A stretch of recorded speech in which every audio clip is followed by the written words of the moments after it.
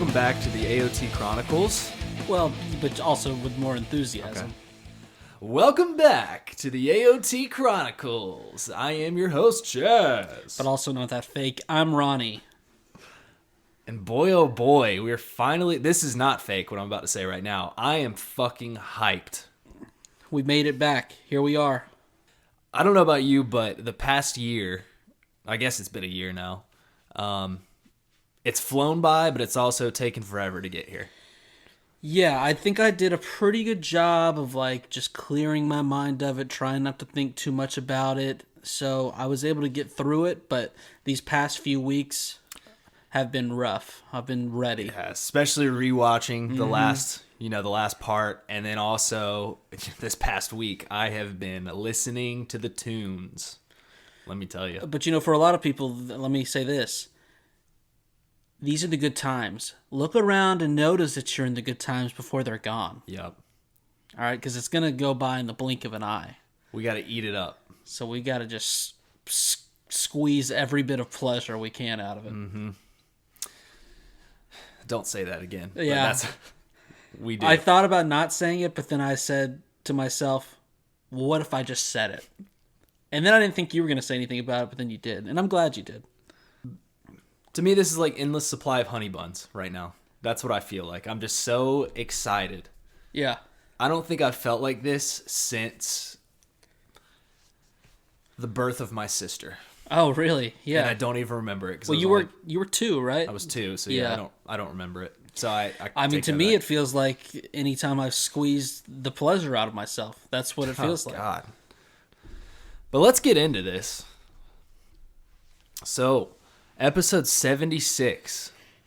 What did you think about that number right there? That number 76? It's more than 75. That much I know. Less than 77. And did you say the name of the episode? I haven't yet. For some reason, when I read episode number 76, it feels like less than I've seen. And we should say this too, all right? Last time when we started season 4, we got a lot of new traction coming in, a lot of new traffic, different people. Couple things. If you're not the type of person who wants to hear us break down the episode numbers and how it makes us feel, probably not the podcast for you. If you're easily to moderately offended, also probably not the podcast for you. We'll say that up top to spare you some time. Ronnie says some things. But at the same time, hang around. Maybe you'll fall in love with us, or maybe you'll come to hate us. Speaking of that, the title of the episode is called Judgment. And you can judge us. Yep. But just don't judge us too hard. And we'll keep moving forward no matter what. So we pick up on the cliffhanger bombshell. Well, can you ask me what I thought of the episode? What did you think about it? Oh, yeah. That's probably a better question than asking what you thought about the number 76. I thought that's what you were going to do, and then you asked me how I felt about the number 76, which was... But the point I was trying to make is we've come a long way. 76 is a lot of episodes. Okay. But I feel I've seen the show so many times at this point that feels like a small, insignificant number. Yeah. So you weren't happy with yourself that you did open up with what I thought of 76 and then tried to go into the episode. And then I asked me how I felt about the episode as a whole. And so in turn, you said that would have been a good question, but I got something else on the number 76. So let me go back to that real quick. Yes. So now where are we at? So now, what did you think about the episode? Okay, yeah. I thought it was a great start. I wasn't sure if we were going to be jumping right into it. And we kind of talked about it in the preview. But we sure did. Pretty much picked up where we left off on both the cliffhangers of last season, and they fucking brought it with the animation. They did. You could tell from the very first fight scene that, oh shit, this is smoother and this is going to be epic. That's what I instantly thought of.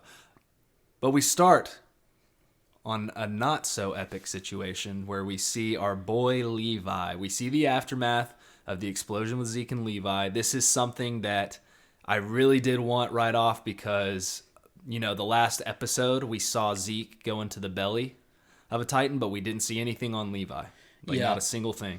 This is a terrible way to start the podcast, actually, because as far as all this going on with Levi, I'm pretty much absolutely speechless. We'd already discussed it in the preview, and I thought that he would be damaged, but this has got me questioning everything. Yeah, he's damaged. And by damaged, I mean he's dead.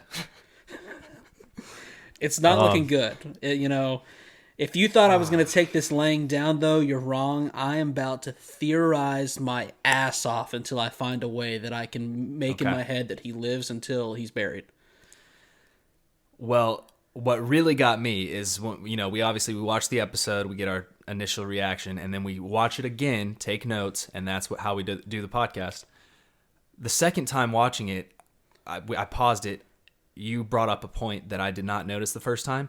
We get a close-up. The very first thing we see is a close-up of his fingers blown off. Couple loose phalanges. Yes. We've got a philanthropist over here, and it's not looking good for him, man. I think it's either 2 or 3 fingers that are on the, phalanges that are on the trigger of his ODM gear, the little handle, and it's still attached to it's basically attached to it still, which is just not good. But yeah, Hanji looks devastated. This made me really sad. The look she gives him, where it just shows her face, made me just so upset. It was like about 1/10 of a second of joy seeing Hanji, and then I was just sad because I knew what she was looking at. And just by the way she looked, I was like, oh, this isn't going to be good. Yeah, the one-eyed wonder. She looks directly at Levi's face, and we get a close-up of him. He's got a gash on his face that runs through his right eye. I'm assuming his right eye is not going to work again if he's alive. And I still am questioning that. But and then we get a look at the Flock Squad and... Well, the Flock Squawk. Don't call it the Squad. Sorry, Flock Squawk. And we see the pregnant Titan is what I'm going to call this thing because it has a baby in it, and the baby's Zeke. Yeah. And it's just laying there still, which I was really shocked by that. I thought the Titan was going to when it put Zeke in its belly, thought it was going to run off. But no, it did not. Right. Because in our experience, most of the time something rips open its belly, puts something in it, they're going to run off. They're not going to stay right there. But it did. And I'll tell you something. Steamy. If I implanted my seed into a lady and she had something growing inside her, I guarantee you she runs off. I am not going to be a good father. Okay. One of the Flock Squawk members, which I don't even know who the fuck this guy is. He pissed me off with this. He goes, let me put a bullet in him. Yeah. Didn't even want to... And what do you say about that guy? Is he trying to be noble? Yeah, he is. He's trying to be a noble asshole who's like, oh, well, let's make sure he's dead. He's our only threat. Because then we get Flock saying, what was the exact... He was like, oh, wow, our biggest threat is now severely damaged. It's pretty much what he said at the beginning. Oh, really? Mm-hmm. I might not have caught that part. I just know that he was like, oh, I can check blood or pulses as well.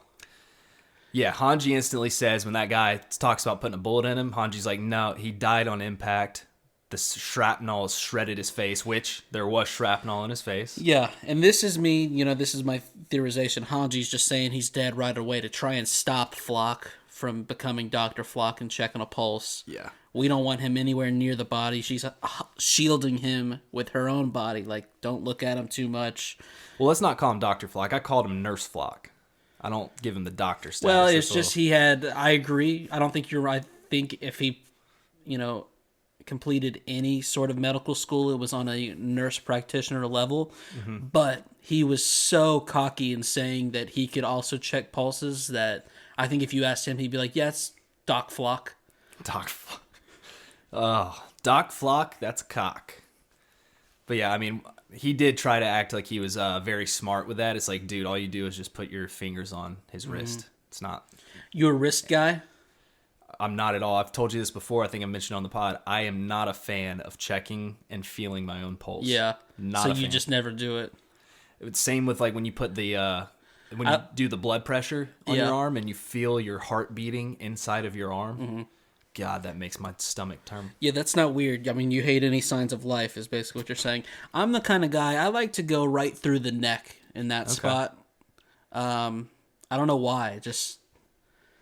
Well, you're pretty right. He probably has to do it on the neck because I think Levi's wrists are blown up. Yeah. So... But yeah, Hanji, like you said, she's not letting him even get a close look. She's not turning around or any. It's not like she's actively avoiding it, but she's basically shielding him when one of the other Flock Squawk cocks says, "Oh my God, Flock, look over here!" And then we get the pregnant Titan sucking up steam. Yeah, it's a vacuum of steam. It's a vacuum of steam, and Hanji's like, I'm calling this Titan the Hood Vent Titan. The Hood Vent Titan. And then that's when Hanji's like, no, that Titan is not dead. Titans do not suck up steam when they die. She's like, trust me, I've studied thousands of Titans. Mm-hmm. That does not happen. And as they're taking a look at it, she hops in the river with Levi. And while she hops in the river, they try shooting at the water, catch a bullet in her. My theory is one of the bullets hit Hanji. I mean, they definitely littered the river with some bullets, so it would not be surprising.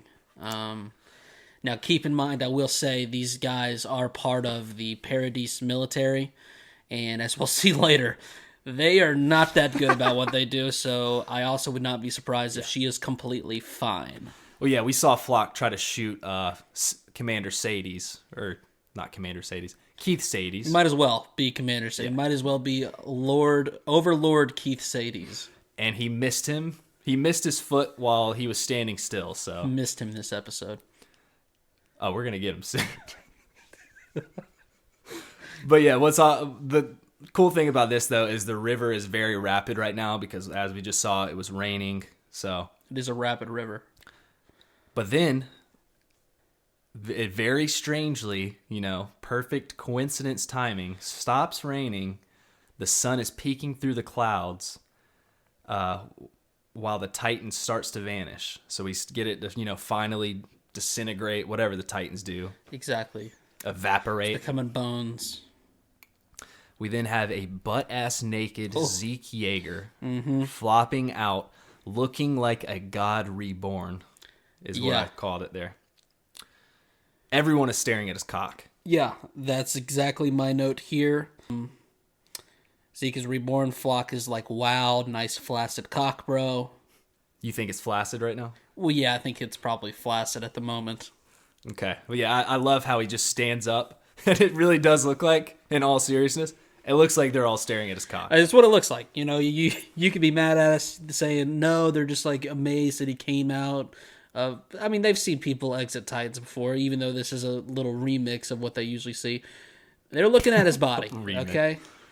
They are. And, as Hanji and them... And I was too. He does have a nice bosom. And by bosom, I mean butt. Keeping it tight. So Hanji, as she's floating down the river, like you said, they're shooting at her. And Zeke, with the biggest I don't give a fuck look in his face, watches them float away. Like he's like, oh, they're no problem now, is how I took that. Who'd you say was taking that? Not a problem? Zeke. Okay. Yeah, he watches them go, and he's just like, whatever. Because I was paying attention to Flock. He didn't pay it any mind either. Like, oh, shit. He was, like, so bewildered by just Zeke being there. Mm-hmm. Which I thought was interesting, because I thought he was, like, an Aaron guy. But he's got a little bit of Yelena in him, too, right here, looking at Zeke. Well, did you see the way he came out of that? That boy I did. Well, also, too, I guess Flock's thinking... Aaron can't do anything unless Zeke's there, so. But Flock, he asks Zeke what happened, and Zeke's like, I have no clue. And he's very confused. He said he was in a strange place where we then get a look in the paths. Paths? As a girl, he says a strange girl was sculpting his body out of soil. And we see that it's basically, when he was blown in half, it's everything from, like, the pectoral down. Mm-hmm. So she's sculpting Which we saw last season, how, like, it was literally, that's what was left of him. Mm-hmm. She was sculpting his body, and Zeke goes, could it have been the paths? Of course it was. Yeah, which of course it was. And then that's when we discussed it. It's got to be Ymir, right? Yeah, that was because we had mentioned this. We see a flash of this girl last season. I had the question in our review or preview, who is this? You had seen the trailer. You said, I think it's pretty obvious if you see the trailer. And then even when I saw her, I was still kind of like, well, is it obvious? And I was kind of thinking what you said, which ultimately was it's, Ymir of subjects of Ymir. Yep. Yeah, if you look at it that way, even like the old textbooks say that Ymir is a god, and she's essentially making the body of Zeke as a god would, pretty much. So but that was baffling. That was seeing that scene of her forming his body of soil was just crazy. And if that is her, I mean, I've got a bit of a bone to pick whether she is problematic. It's wrong for her to be molding her subjects into unrealistic male specimens such as Zeke. Give him a bit of that Ronnie Honeybun gut. Yeah, and they don't show it, but there is no way she didn't make his dick bigger than Dinah initially did. Like, she hadn't gotten to that part of the sculpting yet, but she was taking some liberties. I 100% agree, especially the way the flock cock squawk looked. They all saw that massive thing down there. And he's already got a lot of other stuff going for him.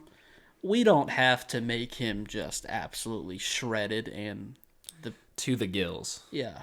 And if you think about it this way, it's even more awkward because he's technically a descendant of her. Well, and Zeke said it. He was like, it felt like I was there for a lifetime. And it was because she was taking her sweet-ass time, making sure everything was just perfect. Yeah, he said it felt like I was there for a lifetime, but also like it was an instant. Mm-hmm. So that's another cool little Easter egg, I feel like, that's going to be important. Zeke then says that the 30 scouts are gone to Flock. He said, no one here will now get in our way.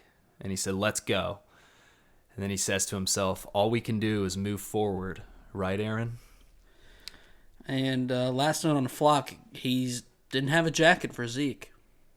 He didn't. Oh, that's a good point, man. Usually he likes carrying around jackets for shirtless dudes, walking up to him. Didn't have one for Zeke, but he was right there waiting for Aaron. It'd be awesome if he just took off his pants and his underwear and just gave him his underwear. Like, here you go. But then that's when we go into the best fucking intro of any show. I'm not even saying of just Attack on Titan, of any show that I've seen. I'm a metalhead.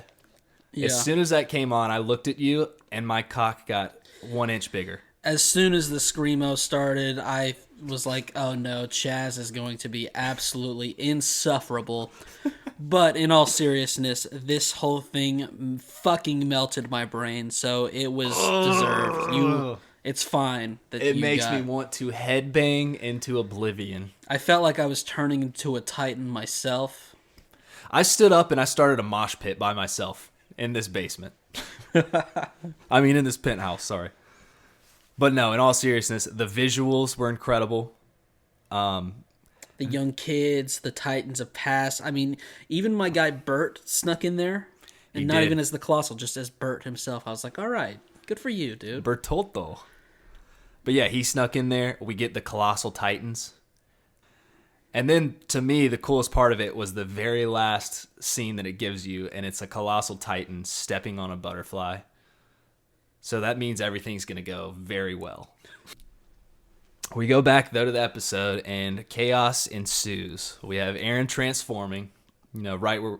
This was the end of last episode. Peak is with Gabby. Porco's protecting them, and then we get all these soldiers start to parachute down from the sky. Colt then dies on impact. His parachute doesn't deploy. We'd kind of touched, once again, this on the preview. Can't believe it actually happened. Rip Colt. Yeah, he thought he was going to be a huge player. One of our favorite characters in the show.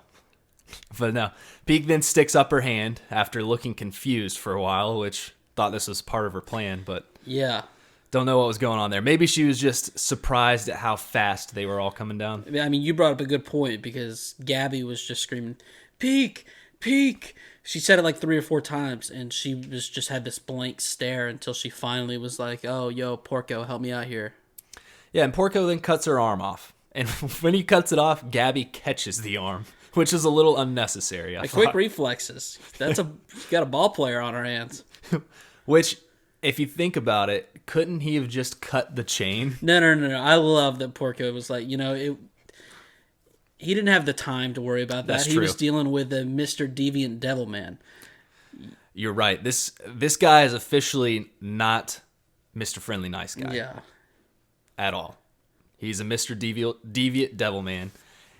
And when he cuts it off, Peak then jumps off. We've got so many moments in the show where Titan shifters, they just like to jump off buildings and transform. And I'm so fucking here for it. So she jumps off. Porco attacks Aaron. And right off the bat, when he attacks him, the animation is just crisp as fuck. Right. It looks better than last part. And I had this thought too. Aaron does one of his yells. And do you think the people who drink Zeke's spinal fluid hear Aaron yell and just shit their pants? Yes. Yes. I mean, would you not just be on edge in that room? Anytime you heard someone yell, would you just be like, oh my God, this is it? Yeah. Anytime someone just slightly raised their voice, I would be freaking out. And the fact that Aaron's yell is just a monstrous, loud as fuck noise, too. Anytime he yells, I just get hyped.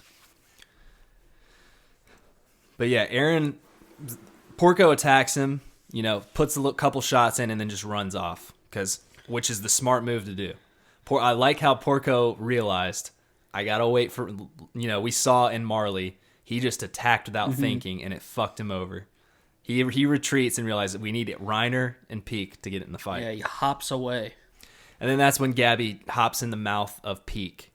And it's just funny as fuck seeing Peak's Titan without attachments on. Yeah. I just thought she just looked very funny. naked, yeah. Yeah. So yeah, she runs off, and then Aaron just thinks to himself, he's like, I can't believe Marley would attack with such little info. Whatever so Aaron's quickly. intentions are at this point, he's feeling himself a little bit too much. Way too confident. Way too confident. Because Yelena says, Aaron, hop out of your Titan, go into the building with us, go underground, and escape with your Warhammer. This is bad. This is not looking good. Which might be the one time I actually agree with her. Well, yeah. Because he's got a whole army coming at him and 3 Titans. It's him versus 3 Titans, and Zeke's not around. Mm-hmm.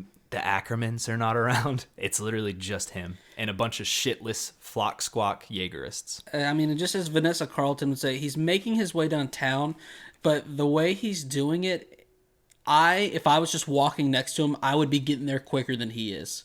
Because he's taking half steps. So slow. Yeah. Give me a little energy, dude. Oh, yeah, this is some arrogant, cocky shit, because what he does is he obviously just ignores what she says, hops off the building and says, bring it on, Reiner. And he's just waiting to fuck his ass up. So yeah, he says, bring it on, Reiner, and then charges at him with ice in his veins, if you know what I mean. Oh, I do. His arms, he's very icy. his arms are iced up. It looks like I guess it's a Warhammer upgrade, because he's got like knuckles on his forearms. They are, I put them in my notes as hardened ice gauntlets. That's a great thing to say, because I was going to say... Because they're just always there. He never, Well, it just sounds better than what I was going to say, because I did say it. I said knuckles on his forearms. Yeah, I thought was terrible. I didn't like that at all, so I swooped. I was going to save, the ice gauntlets for when I had something to say, but I decided to kind of give it to you there. Thank you. You're welcome. Start doing better. So he basically tackles Reiner and into a building, and then just the wind and all buildings around him are just being torn to shreds.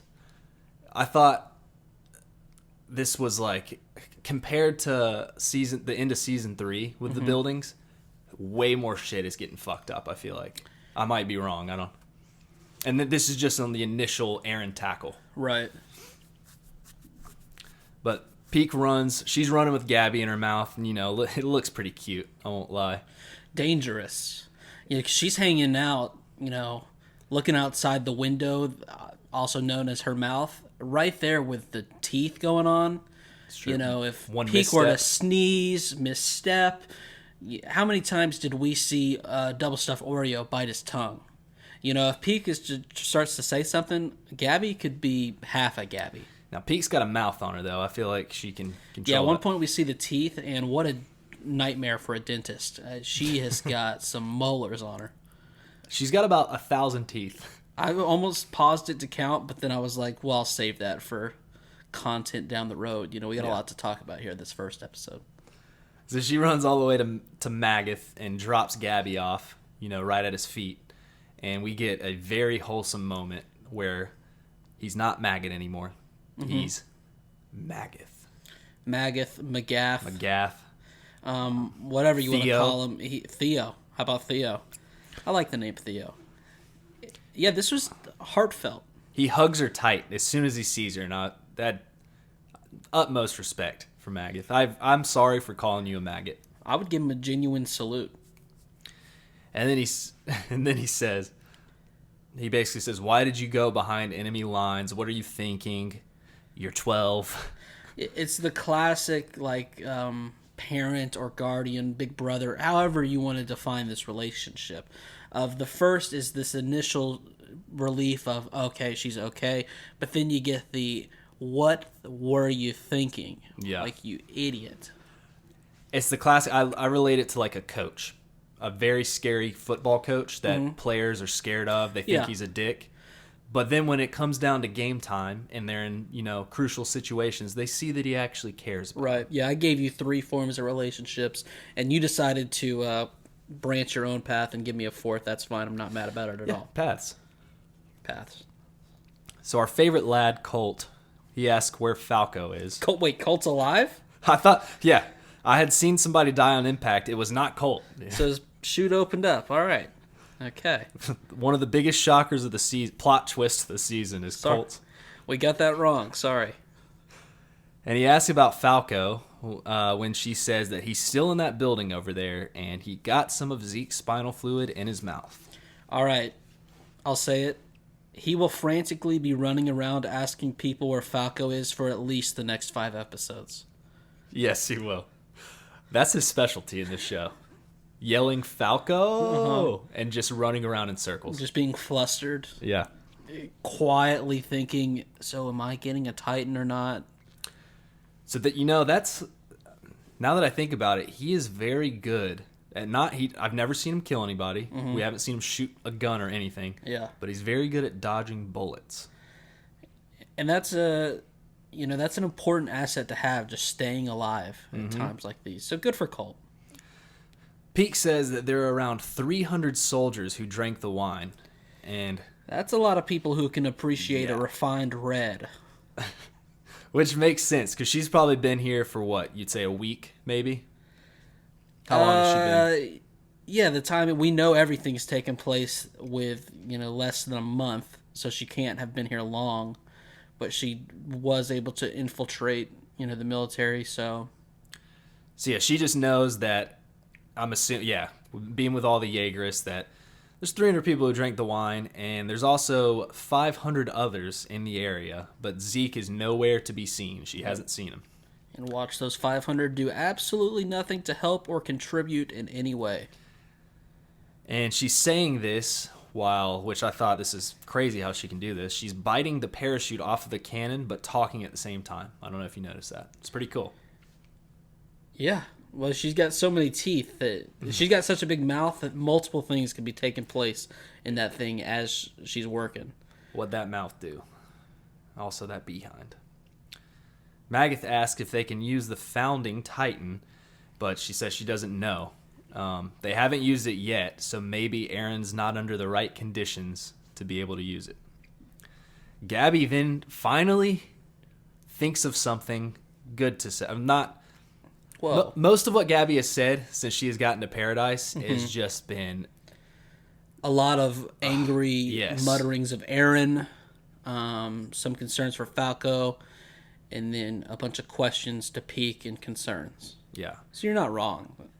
But she gives good intel here, saying she heard on the airship Zeke say that we now have the founding Titan and a Titan with royal blood. And so they, come to the conclusion that Zeke is a Titan with royal blood, and Magath realizes that they done fucked up giving that restorationist kid a Titan. So Peak says, well, if that's the case, then we can't let them come into contact. So they haven't known about Zeke being a royal-blooded Titan this entire time, and now they've kind of figured out that them coming together is how Eren is going to use the founding. So now they know the conditions that need to be met so they can kind of defend that. Because I was wondering how they would figure that out. That was kind of one of the things. I don't know if we mentioned that last podcast, but they figured it out pretty quick. Right here. Yeah, with Gabby's help, they got to the bottom of it. Which I think they mentioned too. Oh, that must be why he has special powers. It all makes sense. So because I mean, Zeke just came right out and said before in meetings that he was worried that Colt wouldn't be able to inherit the full power of the Beast Titan. So he was kind of telling on himself, which looking back on it now is kind of interesting that he did that. So Magath says that Gabby gets worried about Reiner, but Magath says Marley's shield isn't easily broken, and we are now protecting more than just Marley. We're protecting the fate of the world. We've got to eat the founder and end the 2,000 years of malice, which I thought was awesome that he said that because that is the same exact thing that Eren said to Zeke. So they're all fighting for the same goal, just in completely different ways. And then that's when I hand it off to you, Ron Man. Well, so I did have a note. There's no more Pansy unit. Magath himself is going to man the most advanced, badass, ultra supreme cannon the world has ever seen. I'm glad you mentioned how badass this cannon is, because Peak, while she's talking, Peak is like putting this on. Yeah, and then he starts climbing up it. Yeah. But no, I thank you for handing it off to me. I'm kind of like the Michael Bay of podcasting. If you need someone to direct 3.5 hours of CGI action, you call Michael Bay. You need someone to recap 10 minutes of, Titan action, stuff like that, you call Ronnie Coleman. So here we go. Yep, so Chaz Chart hands it off to Ronnie Coleman. Eren has the hardened gauntlets of defense and just absorbs about 25 punches from the armored Titan until he finds an opening and busts half his face with a hardened punch. I mean, blood everywhere. And they don't really let us see it yet, but you could see it just in the split second they show it. You're like, oh, he is ruined right there. And that was the moment you said the animation is so much better. It is. It was almost like those scenes in the previous ones, there wasn't as much gore, as in just like they would just cover it with smoke, because obviously Titans smoke when they get severely injured. Mm-hmm. But it was like they tried to like hide the fact all the special effects of the blood and everything with just smoke. So I like how they're adding smaller details into it. Yeah. Reiner tackles him, but Eren kicks him before he can get on top of him. And how about them cute little toes Eren's got? He's got cute little toes. He does. And then here comes the Jaw Titan. Eren tries to use Warhammer abilities, but to Porco's credit, he didn't fall for it at all. He kind of snapped him off before he got to him. That is the first time. I like his, so he did that out of his back. Yeah. He did like a little, it was like his spine grew out of his back. Yeah. It's pretty cool. And that was the first time, but then Eren does eventually do floor spikes and stabs both of them, hoisting them into the air, which we saw the initial Warhammer Titan do to Eren, so he took a little page from that book. And some no-name scouts take this opportunity to come hit them with some thunder spears. Can't wait to meet these new members. But at this same time, Magath fucking snipes Eren from atop the wall. That's where we see some blood fly out of Eren's brain. Just absolutely domes him. And that leads us to a good old calling card. It says, following the raid on Liberia, where the Cart Titan turret gear was damaged, new gear was designed to defeat the Founding Titan. And they made some blueprints real quick. Less than a month, you're telling me they constructed this thing? Good on them. Yeah, which makes me think, this is one of those special cannons they had? They just constructed the what do you call it? The equipment of where you actually sit yourself in it? That's the only thing they changed, or what? this cannon's awesome because while I made it seem unrealistic, it is essentially the same exact cannon we saw in the first episode when they were fighting the guys with the fezzes.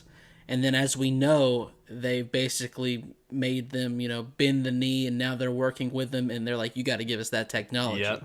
And so now they've just hoisted one up onto the cart Titan's back. You're talking about like the armored trains that shot those cannons? It's basically the same sort of deal, I think.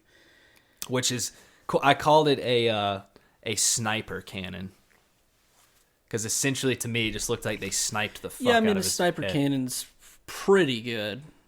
I called it the most advanced badass ultra supreme cannon the world has ever seen. But if you want to call it a sniper cannon, okay, that's fine.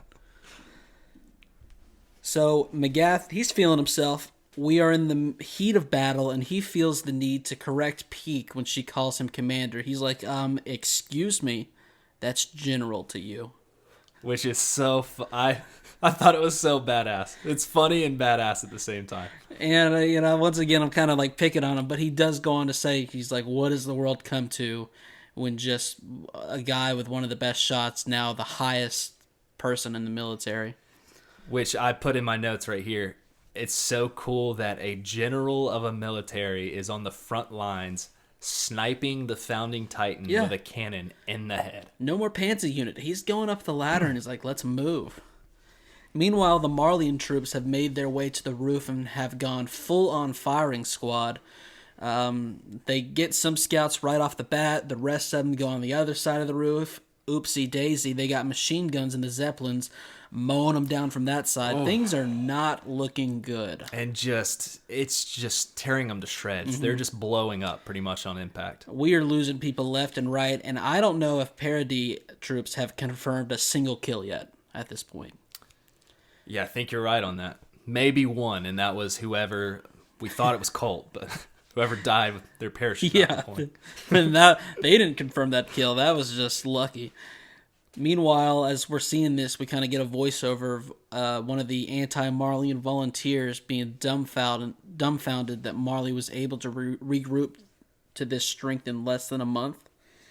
And Yelena is absolutely shook. She has just got this blank stare in her face. Her bangs nowadays have wrapped closer to her eyes than ever. Yep. There's not much breathing space between. It's getting a little emo. Yeah. And well, I like to put it here too. So I'm assuming that these aren't even, you know how they basically in episode 1 just sent out Eldians to just get blown to shreds or whatever. Mm-hmm. These are probably actual Marleyans that are fighting right now. Right? Or do you think it is some Eldians too? I bet it's a mix of both. Okay. Or they had to just muster up whatever they had left. So we gotta go. Yeah, I think so. Anya Capone, though, he's freaking out, but he sees the writing on the wall, so he goes to help, unlike Yelena, who's just sitting there like Aaron, why are you doing this? Magath shoots Aaron again, and I don't know, about 75 gallons of blood come rushing out of his head. Magath says, let him wear out the Warhammer Titan. It's strong, but its power exhausts quickly. And then he goes, here's my quote of the week. He says, don't forget, this surprise attack was built upon the sacrifice of Willie Tiber, kin of our saviors. Kin of our saviors. Willie nice the shadow government president Tiber. He's like, we're going to dig him out of Aaron's belly. He goes on to say, like he gave his life to proclaim what we need as a Helos, a new hero to save the world. And who's that going to be, Ronnie? Who is the new Helos? It's Magath, man. He's feeling himself, you know? And I'm not going to lie, I'm kind of feeling him too. I love it. Reiner takes out the hardened spike from his chest and uses it to stab Aaron right in the same spot as he says, you lost. Everyone suffered enough already. You've suffered enough. Then we cut to Anya Capone holding a bunch of keys. But right before we do that. Oh. The music right here. Okay. It's Ashes on the Fire. It's the I guess that's like the main track of the first part. They put a little remix on it. And I'm here for it, Ronnie. It's the remix. I'm fucking here for it. Chad will, of course, be working his 8-hour job, and he will just listen to that remix Yep. 6 hours in the day. Well, Well, maybe 7 or 8. it's cut to Onion Capone holding a bunch of keys outside a jail cell. That is a lot of keys. He briefs them on what's... Sorry, guys. Chad blew some vape smoke into my Pina colada. lungs. It's a special day for an excursion. He briefs them on what's going on outside as he unlocks the cell and tells them we're going to lose the Founding Titan if we don't help. So Connie takes this moment to be like... Yes! Connie! Calm down. He takes this moment to be like, well, it sounds like if we have one thing, it's time. So I'm going to take this moment to really give it to you for about 5 minutes since we've been sitting as a team in this cell for like a whole 5 hours. I'm pretty worked up. I call him the Connie Ronnie. No, you don't. You've never once said that. Well, that's what I call him now. It's a new name I came up with. I am much more calm and collected than Connie will ever be. And we both kind of nailed this for once in the preview. You know, we don't do that a lot, but you had a feeling about Onion Capone, and I brought up the fact, too, that he couldn't really help the scouts even if he wanted to because Yelena would have blown his head off. Yeah, you essentially said a line that he says in this episode. Yeah. I was like, oh my God. And as much as I give shit to Connie, I do feel for him here. He strings together some words, and I'm like, all right, buddy, I got you. He says, I'm tired of being betrayed. Reiner, Bert, Annie, Aaron, I'm sick of it, damn it. And I really feel for him here because I thought they need someone in this show like this because no one is mad enough. We get everybody like depressed and sad. Mm-hmm. Connie is just so damn frustrated, and he's actually letting it out. And I'm surprised that no other character has kind of done this yet. I'm surprised that he was the first one. Yeah, he's letting loose. He goes on to say, why should we help Aaron if it means we won't be able to have kids? Because, he's like Chaz. All he wants to be is a daddy. I know. That's sweet. He'd be a good one. Armin calms him down a bit so we can hear out Onion Capone. He says the volunteers didn't know about the wine. Nicolo, you might have heard him from Nicolo's Wine and Dine at the harbor. He confirms this. He's got a great restaurant. Everyone should check it out. Yep. Try the salted lobster. He even threw in a line. He's like, now the food's gone cold. And everyone's like, it's been a day, Nicolo. He's like, I'm still thinking about it. I just can't believe it. He's like, I marinated that fish for so long, and now it's just cold. And then he goes, oh my God. And they're like, what? He's like, I left the stove on. Yep. They didn't turn the stove on. They're like, oh shit. Onion Capone doesn't want to do the euthanization plan either. He wants to build this island together because it's the future. Children are the future. And the way he's delivering this, I'm done being skeptical of him. I love this. It's a person I can take off my watch list. He's all in. I'm with him. Armin does too. How are you feeling? Oh, I'm with him. And I think it's cool that we can quit side-eyeing him, right? He went behind Yelena's back here, I guess, or she just let him go. Where? When he sprinted down the stairs. What do you mean? Did you not see her? She's dumbfounded right now. That's true. You could, I don't know what, you could do so many things to her. All she's doing is looking at Aaron and thinking about Zeke.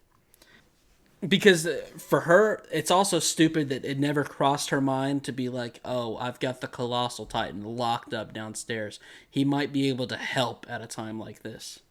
Speaking of Zeke, I hope the next time we see him, he's got pants on and Flock doesn't have pants on. That would be awesome. So Armin helps him up. Jean says that he too is buying what Onion Capone's putting down, but he understands that by helping Aaron and Zeke, they are helping the euthanization plan.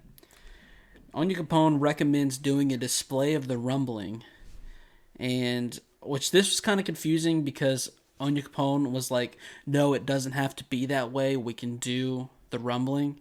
I don't know, like, Onion Capone's not going to be able to talk to Zeke and be like, hey, we don't need, just do the rumbling. So I don't know why I don't know why he's so sure that it doesn't have to go down like that. Jean, of course, anytime Jean talks, it's just straight logic. He's very calm. Jean realizes that if they do help them, like, there's no there's no way around this. You No. basically have to pick Aaron and Zeke, or you pick Marley. Right. And they're obviously not going to pick Marley. Armin asked Mikasa if she wants to help Aaron, and I don't know. For the first time, I think we see a new side of Mikasa that makes me very sad. She's really torn and not sure of herself. And where's the scarf? It's in her hands, not around the neck. She says she wants to, but she thinks it's probably because of her Ackerman blood and is worried it's not her own will. And she looks adorable right here. I know she's really sad and stuff. Yeah, but she looks adorable. you've got this weird thing where people Well, I'm here for her. people who look extremely sad, you're like, oh, I wish they were like that all the time because she just looks so cute here. I just want to say, give me the scarf. It'll be all right. Let me wrap it around Let me wrap it around you. Armin says he thinks Aaron lied about that, but she says she does get headaches from time to time. Oh, so what do you think? Dude, I don't... It makes too much sense what he said, because when she does get headaches, she's thinking about Aaron. I don't know. Yeah, I think that even Armin... I mean, we saw Armin basically like go to attack Aaron and Mikasa shut that shit down. Mm-hmm.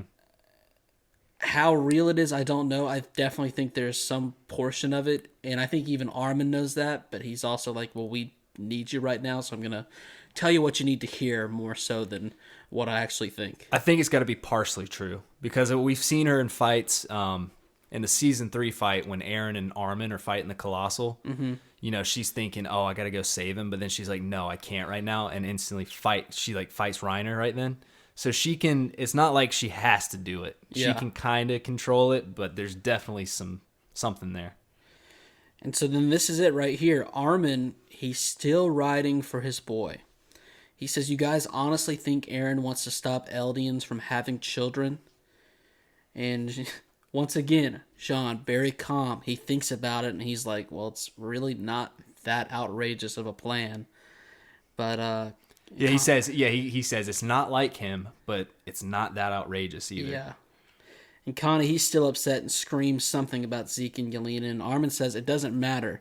Aaron has the founding titan. He can go right along with them. He has the final say. The master manipulator himself, Armin Arlert. And I say that what I think now, him saying this about Aaron, I think he's thought this entire time that Aaron, he's like, oh, Aaron's going to do the right thing for us. Mm-hmm. Because think about what he did with Yelena last episode, where he's crying. Yeah. Totally manipulating her, right. Giving her what she wants to hear. He's done that throughout the entire show with Bertolt, even Annie, luring her into that trap. He is so good at manipulating people, and I think that's why I fully think him crying to Yelena was just fake, because he knows at the end of the day, Aaron's got the final say. It doesn't matter what she thinks. And this time it's even more next level, because keep in mind, he's going to bat for the guy who beat the shit out of him about, I don't know, a day or two ago, if even. Yeah. It makes me wonder how much he's doing this on his own. Remember, Jean had that awesome comment last episode where he was like, that doesn't sound like Aaron. I wonder if he's doing that to you guys to try and create space. I wonder if part of that led Armin to this. The only paths that we've seen Armin really connect to is Bert stuff. What else has he seen? What else does he know? Hey, paths. That's all you got to say. Paths. So it's Armin's theory that Aaron will just do a display of the rumbling, I guess, is kind of why he's backing Aaron. He seems confident in him, but what does he think Aaron, if he's going to bat for him, what is he like, oh, Aaron's going to do this, so you guys need to stop freaking out? I don't know. I think maybe he's just thinking he's not going to make us... He might do anything else other than make us not have kids. Mm-hmm. Which, is there really any other option besides the rumbling? Right. I don't know. Back outside, things are still going poorly. If we started with 500 soldiers, it feels like we're down to it close to 300 now. I mean... Yeah, which it makes sense, because if you're getting shredded from machine guns in the sky, I guess you're not really going to be flying around with ODM gear. No. And meanwhile, the founding /attack/Warhammer Titan is yelling like crazy while Pixis and his gang are just like looking at each other, being like, "We're good, right? How's everyone feeling? We're all right." Just gripping tables and stuff, waiting to turn into a Titan. Have knives ready to cut their ears off, like you said. And I think there's a couple guys just Van Goghing themselves, being like, "Oh, I'll outsmart them." I really hope there's a point in the show where it shows at least one guy. He could be a guy we've never seen before, just sawing his ears off. That would be so great. And that's the end of the episode. And I feel bad for the outro song because how do you follow up the intro? Yeah, I 100% agree. This outro song is not bad by any means. Yeah, it's fine. But it's the visuals that I think are really good. The visuals are really good, yeah. And I wasn't doing like pausing and stuff, but it seems like some of it could be foretelling to a certain extent. It starts off with Eren as a kid. He's still got the scarf on before he gave it to Mikasa. And then it flies off his neck into a bird, which was really cool. And I guess that's just what? Freedom? He's flying away. He's free. I don't know. I don't know either. Because then he's in a bird cage. Did you catch that? Of course. He's in a bird cage, and then all of a sudden he's not in it. So I'm like, oh, I guess that's just meaning he's finally free. Well, and it's showing a lot of places filled with destruction, like the throne room, I guess is what you could call it, and other points of interest in there. So it's like after disaster, but they're growing up like very green, and flowers are sprouting. So it's like, and after the opening, I mean, I just didn't get. I thought it was the best opening, obviously, but I didn't get any good vibes from it. Like something good was gonna happen. I don't know if they're trying to win you over with some more positive vibes in that ending or not, but that was it. First episode down, just like that. It felt like it lasted 5 minutes. Yeah, it was very short. I really wish that they were at least 30 to 40 minutes, but I'll take it because I'm a patient man. I can wait. I could have used like 5 more minutes of Zeke just falling out of the Titan. Standing up again. All of their eyes just staring below his waist, which was really strange. Eren already did the longest Titan yell of all time. It lasted like 25 seconds right there at the end. It could have gone on another 3 minutes, I think. Yeah. That would have been fine.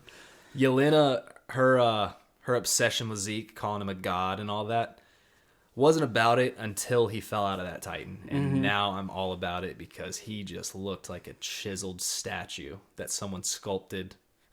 Well, he really was sculpted, but that someone sculpted like hundreds of years ago. You know how they used to, like SpongeBob, where he sculpts that statue? Oh, SpongeBob Chronicles coming soon, of course. Soon. And it's always like the tiny, the sculptures always have tiny wieners. You gotta feel the marble.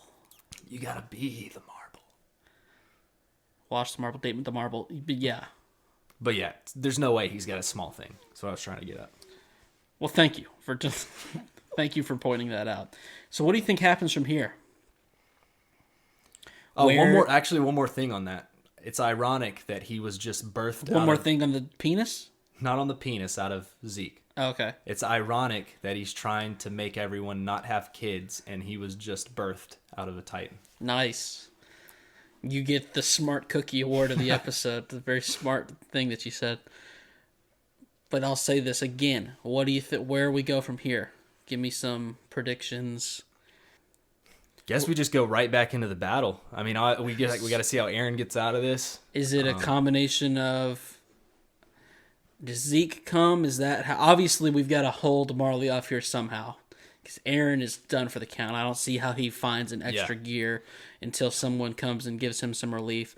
Clearly, the normal soldiers aren't going to be doing that, so it's got to be some form of Armin comes, Colossal's out, helps out, or Zeke comes. Because if you think about it, you could say Mikasa too and Ackerman, but what is she going to do with machine guns shooting down? There's 3 Titans. There's 3 Titans with machine guns, a ton of Marleyan soldiers shooting.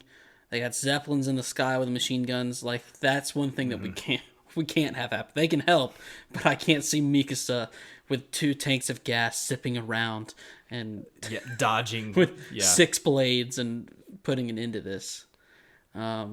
The good thing is, like, while on one side they were both in the same accident, we're questioning whether or not Levi's even alive, but Zeke came out reborn. He's ready to go. So if Flock can get him reconnected with Aaron here quick, he could certainly help.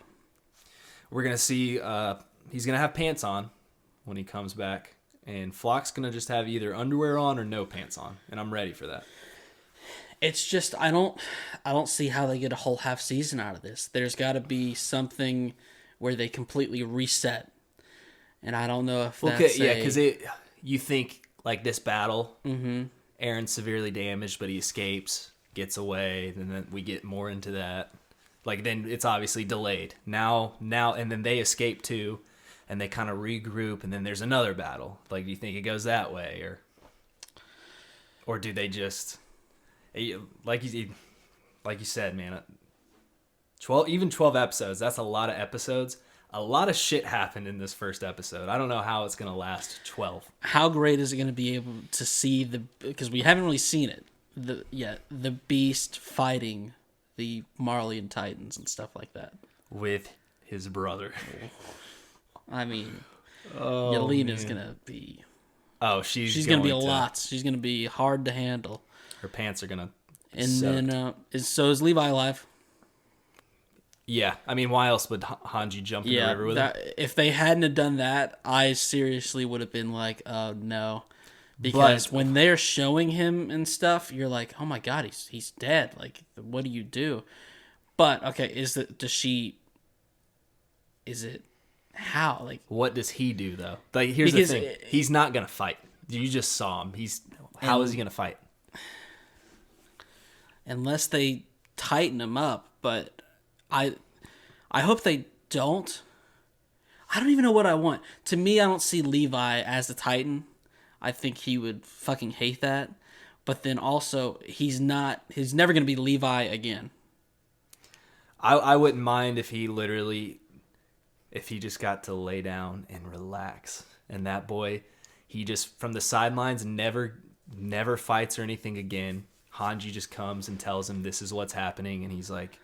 Go fight. Go try your best. I'm going to be sitting right here.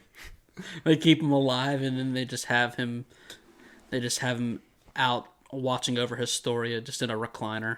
Just hanging out. Yeah, because he is not doing well. That's so sad, man. It's just going to be so ironic if he's the best fighter. He's always been the one to stay alive. Always seen his comrades die, and then now he can never fight again, and he just keeps seeing them die. On that positive note, I don't have anything else to say. How about you? No, I just hope my girl Hanji, I want her to be happy. So I hope he stays alive. I feel like that's all she's clinging on to right now. She's literally only got, think about that, from her original team, he is the only one left. But yeah, she's already in a crisis and down on herself because she doesn't feel like she's doing a very good job as commander. Now she's going to lose Levi as well. That would not be good. Mm-mm. All right. So if you're new, we've got full coverage of Attack on Titan every single episode of the past seasons. Check it out. We do a show called Learn a Little Something with Ronny and Chad. If you just like our bullshit and banter, you can go listen to those. We've also covered the first season of Jujutsu Kaisen. We've done shorter episodes, but covered season 1 of Made in Abyss, Squid Game. But yeah, so just check out our other podcasts if you're new. You can rate and review us on Apple Podcasts. What else we got, Chad? Subscribe on the YouTube. Subscribe on YouTube. We need some more views there. Twitter @PodcastChronic. Join the Discord in the description below. But most of all, just thanks for listening. Thanks for hanging out. Thanks for all the people who've been, tweeting us, the people in the Discord, just excited for this to come back, excited to listen to the podcast. It's been a hell of a ride, and I'm excited to keep going. We're at the top of the hill, ready to go down the final hill. It's the climax. Let's do it together. We're all going to climax together. I've been Ronnie. I've been Chazzy. We'll talk with you next week. Peace. Peace.